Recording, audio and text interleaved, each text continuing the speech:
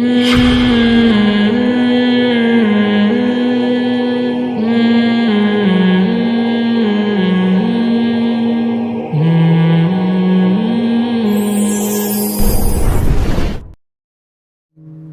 پھر صحابہ نے پیغمبر کا عمل کیا دیکھا؟ مشہور حدیث ہے نا کہ ایک صحابی نے نبی صلی اللہ علیہ وسلم کی دعوت کی، آپ نے فرمایا عائشہ کو بھی بلاؤ تو آؤں گا میں۔ یہ جو ایٹیٹیوڈ ہے، یہ جو رویہ ہے زوجہ کے ساتھ، وہ صحابی بلا رہے ہیں نبی کو، اور آپ کیا کہہ رہے ہیں ساتھ میں؟ کس کو؟ زوجہ کو بھی بلاؤ۔ دل صاف تھے لوگوں کے، ان کے پاس اتنی گنجائش نہیں تھی، انہوں نے عرض کیا یا رسول اللہ یہ میں نہیں کر سکتا، آپ نے فرمایا دعوت کیا ہے؟ کینسل۔ پھر ان صحابی نے کچھ دنوں بعد دعوت کی، یا رسول اللہ آپ کی دعوت کرنا چاہتا ہوں، آپ نے فرمایا عائشہ کو بھی بلاؤ۔ صحابہ آپ کا یہ عمل بولو دیکھ رہے تھے، تو سیکھ رہے تھے نا کہ کیسے زوجہ کے ساتھ کیسا رویہ ہوتا ہے۔ انہوں نے کہا نہیں ہو سکتا، آپ نے فرمایا نہیں جا سکتا۔ پھر تیسری مرتبہ صحابی نے عرض کیا یا رسول اللہ آپ کی دعوت کرنا چاہتا ہوں۔ اچھا میرے سے یہ بیان خواتین سنتی ہیں نا، وہ کہتی ہیں ہائے کاش مفتی صاحب کتنے اچھے ہیں، اللہ اپنی بیگموں کے ساتھ کیسے ہوں گے۔ تو مجھے وہ لطیفہ یاد آتا ہے، جو مولوی اس طرح بیویوں کے حقوق بیان کر رہا ہوں نا، خواتین بڑی متاثر ہوتی ہیں کہ ان کے گھر والے کتنے خوش قسمت ہوں گے، ان کی تو کبھی دعوت ہوتی ہوگی تو کہتے ہوں گے اب بیگم کے ساتھ بلاؤ تو آؤں ورنہ میں نہیں آ رہا، جاؤ۔ تو وہ لطیفہ تمام خواتین سن لیں۔ ایک آدمی جو تھا نا، ڈرائیونگ کر کے اپنی بیگم کو لاتا، بیگم اگلی سیٹ پہ بیٹھی ہوتی، اس کی بیگم اسکول ٹیچر تھی، تو لاتا اسکول کے باہر گاڑی کھڑی کرتا، اترتا، بیگم کا گیٹ کھولتا، دروازہ نا لاک کھولتا، وہ جاتی تو خواتین دوسری دیکھتی یار کتنی رسپیکٹ دے رہا ہے اپنی، خود اترتا ہے ڈرائیوروں کی طرح دروازہ کھولتا ہے باہر سے نا، تو رشتے آنا شروع ہو گئے۔ ایک اور شادی ہو گئی اس کی اسی چکر میں نا، خواتین نے خود کہ بھائی اتنی عزت دے رہا ہے یار ہم میں بھی چاہیے اس کی بیوی بن جائیں ہم۔ 2 شادیاں ہو گئی۔ پھر بیگم کو، پہلی والی بیگم اسکول ٹیچر تھی، اس کو لے کر آتا، اترتا، باہر سے دروازہ کھولتا، 3 شادیاں ہو گئی بھائی۔ صحیح ہے نا؟ وہ بھی گھننا بنا ہوا ہے، بتا نہیں رہا ہے کسی کو اصل کہانی کیا ہے، اس نے کہا ہونے تو خود سے آ رہا ہے بھائی، اور خواتین دیکھ رہی ہیں متاثر ہو رہی ہیں بھائی ماشاء اللہ ماشاء اللہ۔ پھر ایک دن آیا، دروازہ ایسے ہی کھولا، 4تھی بھی ہو گئی۔ بعد میں پتا چلا یہ دروازہ باہر سے کھلتا ہے، اندر سے لاک خراب ہے اس کا، یہ جو دروازہ ہے اس کا لاک اندر سے خراب ہے۔ تو جب تک پوری تحقیق نہ کر لو نا بھائی کسی سے متاثر مت ہو۔ تو ضروری نہیں ہے کہ جو مولانا صاحب ممبر پہ بیٹھ کے بڑے اچھے اچھے بیانات کر رہے ہیں خود بھی اتنے اچھے ہوں، یہ کوئی ضروری نہیں ہے، اس لیے زیادہ انسپائر ہونے کی ضرورت نہیں ہے۔ تو نبی صلی اللہ علیہ وسلم نے کیا فرمایا کہ عائشہ کو بھی بلاؤ۔ تو تیسری دفعہ میں جب انہوں نے دعوت دی تو جب آپ نے فرمایا کہ عائشہ کو بھی بلاؤ تو انہوں نے عرض کیا کہ ٹھیک ہے۔ تو صحابہ آپ صلی اللہ علیہ وسلم کا یہ عمل اپنی آنکھوں سے بولو دیکھ رہے تھے۔ اب کوئی قانون سازی کی ضرورت نہیں تھی، اللہ نے پہلے بتا دیا تھا کہ تم نے فالو کس کو کرنا ہے؟ پیغمبر کو فالو کرنا ہے، ان کا رویہ دیکھنا ہے۔ حضرت عمر رضی اللہ تعالی عنہ کی زوجہ نے ایک دفعہ اونچی آواز سے بات کی تو وہ غضبناک ہو گئے کہ یہ کیا بھائی؟ تو انہوں نے فرمایا کہ پیغمبر، پوری حدیث کے الفاظ مجھے یاد نہیں ہیں، انہوں نے فرمایا کہ پیغمبر صلی اللہ علیہ وسلم کی زوجہ کبھی پیغمبر صلی اللہ علیہ وسلم سے اونچ نیچ ہو جاتی ہے؟ وہ اونچ نیچ ہوئی تھی نا، حضرت زینب نے حلوہ بنا کے بھیجا، حضرت عائشہ رضی اللہ تعالی عنہا مسجد نبوی میں حجرے کے باہر موجود تھیں، صحابہ کرام بیٹھے ہوئے تھے، حضرت زینب نے کچھ حلوہ بنا کے بھیجا، حضرت عائشہ رضی اللہ تعالی عنہا کو غیرت آئی کہ میری باری میں سوکن کی مداخلت کیوں ہو رہی ہے۔ امی عائشہ نے وہ حلوہ کی برتن اٹھا کے زمین پہ دے مارا اور اس کو توڑ دیا۔ میں اکثر اس موقع پہ کہتا ہوں بھائی اگر ہم اور آپ میں سے کوئی ہوتا اور دوست بھی یہ منظر دیکھ رہے ہوتے تو غیرت کا مسئلہ بناتے کہ نہیں بناتے, اور دوستوں کو واقعہ سناتے کہ میری بیگم نے ایسے حلوہ میرے سامنے برتن توڑا, میں نے رکھ کے 2 لگائے. تیرا بھائی ڈرتا ورتا کسی سے, بولتے ہیں نا. ہمارے نبی صلی اللہ علیہ وسلم نے کیا فرمایا, سید الانبیاء, آپ نے اس کی ایک اچھی لاجک پیش کی. فرمایا غارت امکم, تمہاری ماں کو غیرت آ گئی ہے. یہ محبت میں ہوا ہے. سمجھ رہے ہیں کہ نہیں سمجھ رہے؟ ان کو یہ ہوا کہ باری میری ہے تو کسی اور کے گھر سے گفٹ کیوں آ رہا ہے, دوسری زوجہ کے گھر سے. تو یہ غیرت میں کیا, یہ کوئی غصہ نہیں ہوئے, زمین پہ بیٹھ کے وہ برتن اٹھا لیا. اور جب حضرت عائشہ کا غصہ ٹھنڈا ہوا تو فرمایا کہ برتن کے پیسے دے دینا. زمان تو آئے گا نا, اب یہ تو نہیں کہ غیرت میں آپ نے کسی کچھ بھی کر لو تو زمان تو آتا ہے نا. تو میں جب یہ حدیث پڑھی میں حیران ہوا. میں نے کہا یار اگر ہم لوگ ہوتے تو ہم یہ واقعہ 20 لوگوں کو بھی سناتے, بھائی تیری بھابھی نے ایسا کیا آج, اور تجھے پتا ہے ہم سسرال سے ڈرتے ورتے نہیں. اور دوست بھی مردانگی کے چیلنج دیتے, ابے تو جورو کا غلام ہے, تیرے گھر میں برتن ٹوٹ رہے ہیں, صحیح ہے نا, تیرے گھر میں کیا ہو رہا ہے, اور وہ بھی تیرے دوستوں کے سامنے, شاگردوں کے سامنے. کوئی تمیز ہے یار, رکھ کے لگایا کیوں نہیں تو نے. لیکن صحابہ نے یہ منظر بھی اپنی آنکھوں سے دیکھا. یہ حدیث تو صحابی بیان کر رہے ہیں نا,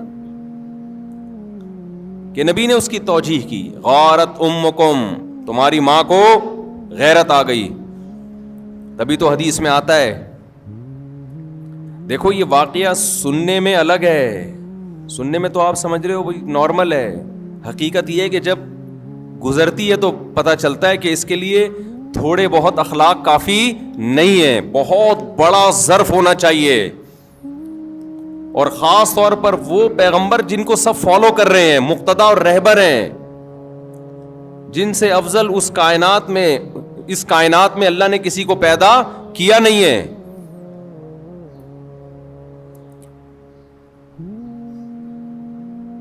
تو اسی وجہ سے حدیث میں آتا ہے کہ تم میں سب سے بہتر وہ ہے جس کے اخلاق اچھے ہیں, اور آپ نے فرمایا میرے اخلاق تم میں سب سے زیادہ اچھے ہیں.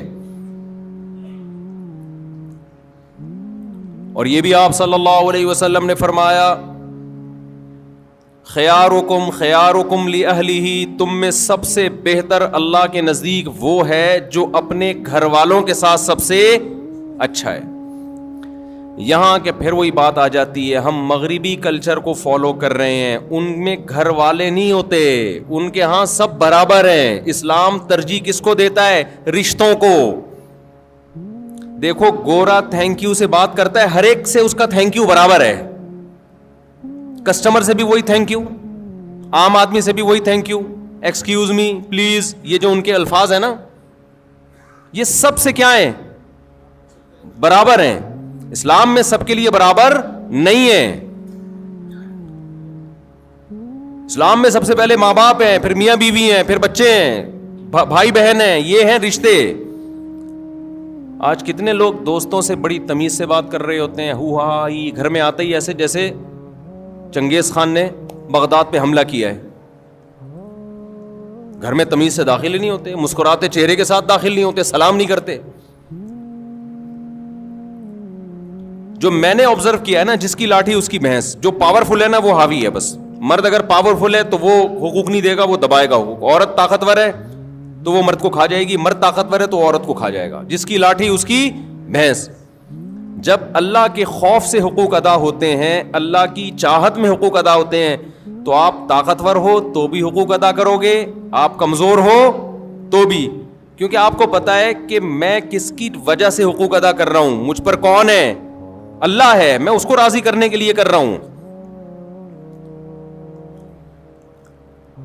تو میں اس کر رہا تھا کہ جب تک اللہ کا یقین اور اللہ کی سزا کا خوف اور اللہ کی جنت کا یقین نہیں ہوگا, انسان ایک دوسرے کے حقوق بھی ادا نہیں کریں گے.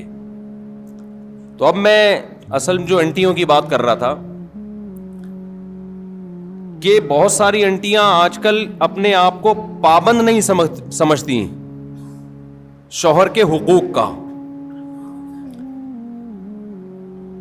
تو ان انٹیوں سے میں یہ کہتا ہوں کہ دیکھو میاں جو آپ کو کے حقوق ادا کر رہا ہے اس کی بیس کیا ہے؟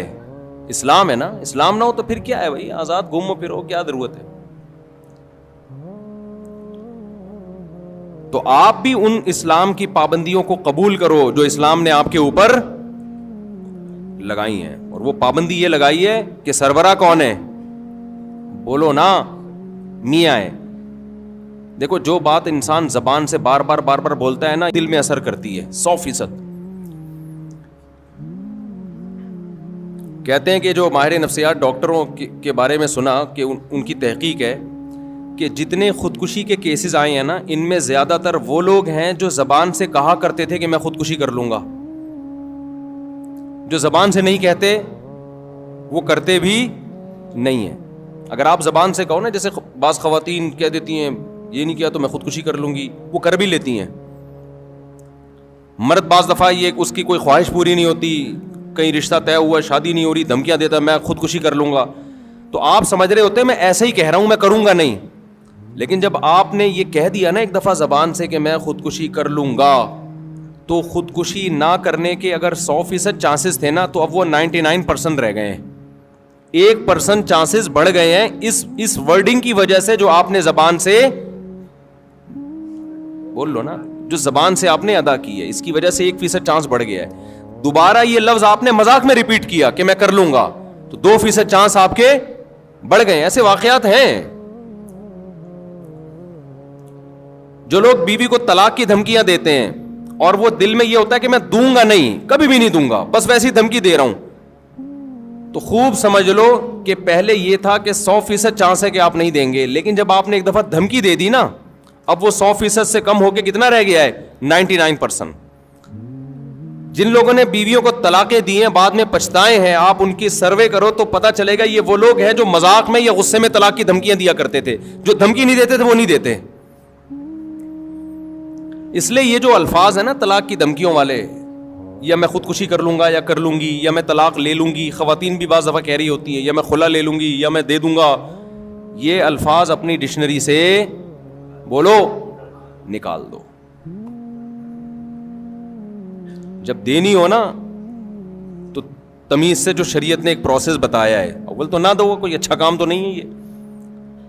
بعض دفعہ بہت شدید ضرورت ہوتی ہے تو اس کے پھر ایک پروسیس رکھا ہے, اس میں دھمکیاں ممکن نہیں. دھمکیوں میں دی تو آپ کا DMR بننا شروع ہو جاتے ہیں, آپ کے لاشعور میں ایک چیز جانا شروع ہو جاتی ہے. ہر وقت آپ غربت مہنگائی کا رونا روتے رہو, غربت بڑھ رہی ہے, مہنگائی بڑھ رہی ہے, غربت بڑھ رہی ہے, مہنگائی بڑھ رہی ہے. ابے بھائی تمہارے کہنے سے تو بڑھ نہیں رہی, وہ تو ویسے ہی بڑھے گی. آپ یہ بھی بولو گے نا مہنگائی نہیں بڑھ رہی, نہیں بڑھ رہی, نہیں بڑھ رہی, تو بھی کیا ہوگی؟ بڑھے گی. تو کیوں اپنے آپ کو ٹینشن میں ڈال رہے ہو؟ کوئی بولا کرے مہنگائی بڑھ رہی ہے, آپ بولو کہ پتہ نہیں یار, ہو سکتا ہے بڑھ رہی ہو, ہم تو پہلے بھی کھا رہے تھے اب بھی کھا رہے ہیں. آج میں جہاز میں نا ایک صاحب ملے جو 27 ملکوں کا سفر کیا. انہوں نے مجھے کہنے لگے یہ مفتی صاحب میں 27 ملکوں میں گیا ہوں, امریکہ کئی مہینے رہا, اور پتہ نہیں جاپان اور یورپ. بڑے پڑھے لکھے ایجوکیٹڈ آدمی تھے. کہنے لگے پاکستان جیسا واقعی کوئی ملک نہیں ہے. تو میں نے کہا خیریت؟ میں نے کہا ان کو میں لے آتا ہوں, ڈھکن وکن کٹر کے دکھا دیتا ہوں. انہوں نے کہا میں نے سب دیکھے میں پھر بھی نہیں.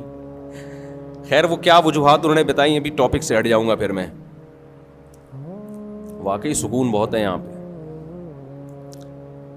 تو کراچی گند بن گیا نا, باقی پنجاب تو ایسا اس طرح نہیں ہے نا, وہ تو صاف ستھرا ہے. اسلام آباد صاف ستھرا ہے, یہ تو کراچی ہی ہے سارا. جو ابھی انشاءاللہ میں کراچی پہ ایک خوبصورت ولاگ بنا رہا ہوں, اور میں نے اپنا ولاگ کا چینل بھی الگ بن کر دیا ہے تاکہ یہ مذہبی چینل اور ولاگ آپس میں مرج نہ ہو. تو اس میں یہی چیزیں ہوں گی, کراچی کی آبشاریں. اس کا نام بھی مفتی طارق مسعود ولاگ, وہ بالکل الگ کر دیا ہے. تو اس میں جو شروع ہو رہا ہے نا, وہ تو ایئرپورٹ جانے کے اسلام آباد میں جا رہا تھا, گٹر میں گاڑی پھنس گئی ہماری نا, تو وہاں سے میں نے ولاگ شروع کر دیا. 2 رکشے گٹر کا پانی بہ رہا تھا اس میں الٹے ہوئے تھے نا, ایک ٹرک آدھا الٹا ہوا تھا, اور گٹر پتہ نہیں اتنا گٹر نکل کہاں سے رہا ہے. میں تو حیران ہو رہا ہوں, اتنا تو لوگ کھا نہیں رہے, لیکن اتنا واللہ عالم. بہرحال ایک حیرت کی بات ہے. تو میں نے کہا میں نے دیکھو یورپ کی بھی آپ کو پیرس کہ وہ دکھائیے وہاں کی آبشاریں. اب ذرا کراچی کی آبشاریں بھی دیکھ لیں آپ ماشاءاللہ. تو تھوڑی سی شاید حکمرانوں کو غیرت آ جائے. نیت یہ ہے, چیزیں وائرل ہوتی ہیں تو حکمرانوں کو تھوڑی سی غیرت آ جائے. تو اس میں دکھائیں ہیں کراچی کی آبشاریں, اور کیسے بڑے بڑے ٹرالر جو ہیں وہ ان کھڈوں میں جا رہے ہیں. اس میں دکھائیے گہری خوبصورت کھائیاں بھی ہیں اور پہاڑیاں بھی ہیں الحمدللہ. وہ کس ڈیزائن کی پہاڑی ہیں وہ آپ اس میں دیکھ لیجیے گا. اور پھر سندھ حکومت زندہ باد کے نعرے بھی لگوائے میں نے لوگوں سے. کوئی غلط بیانی نہیں ہے اس میں, زندہ باد نا, اللہ کرے آباد رہے ہمیشہ.